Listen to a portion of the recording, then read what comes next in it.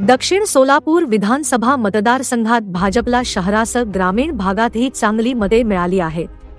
भाजप उमेदवार सुभाष देशमुख यांना शहरात सर्वाधिक मताधिक्य प्रभाग 19 मध्ये मिळाले आहे. नीलम नगर परिसर ते स्वागत नगरचा भाग हा भाजपचा पट्टा म्हणून ओळखला जातो. या ठिकाणी 84% मतदान भाजपच्या बाजूने झाले आहे. दुसरीकडे ग्रामीण भागात काही ठिकाणी उद्धव सेनेचे अमर पाटील यांना चांगली मते मिळाली आहेत.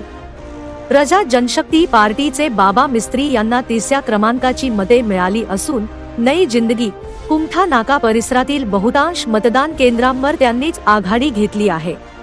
त्यांच्यासोबत सुभाष देशमुख यांना 10 ते 12 मतदान केंद्रांवर 35 ते 40% मतदान झालेले आहे.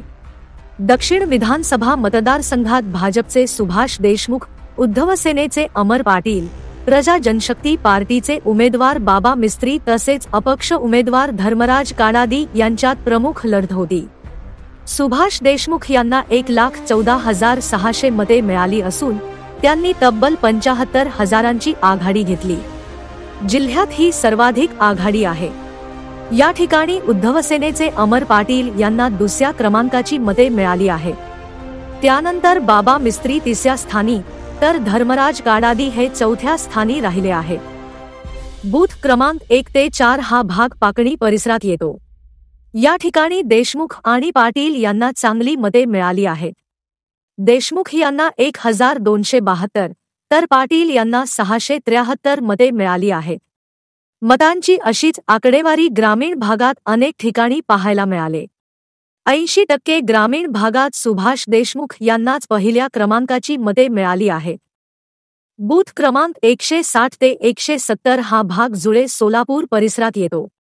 बूथ क्रमांक 164 वर देशमुख यांना 343 तर अमर पाटील यांना 47 मते मिळाली आहेत. बाबा मिस्त्री यांना 20 तर काडादी यांना 67 मते मिळाली आहेत. या परिसरात देशमुख यांना सर्वाधिक मते मिळाली आहेत. वामन नगर, विजापूर रोड, आसरा चौक, होटगी रोड, मजरेवाडी यासह आसपासच्या परिसरात देशमुख यांना 60 ते 65% मतदान झाले आहे. स्वागत नगर, केंगनाळकर प्रशाला परिसर, नील नगर, नेताजी सुभाषचंद्र बोस, जमादार वस्ती, नवले नगरचा काही भाग, आडम मास्तर प्लॉट परिसरात भाजपला तब्बल 70 ते 80% मतदान झाले. ब्युरो रिपोर्ट जम न्यूज इंडिया.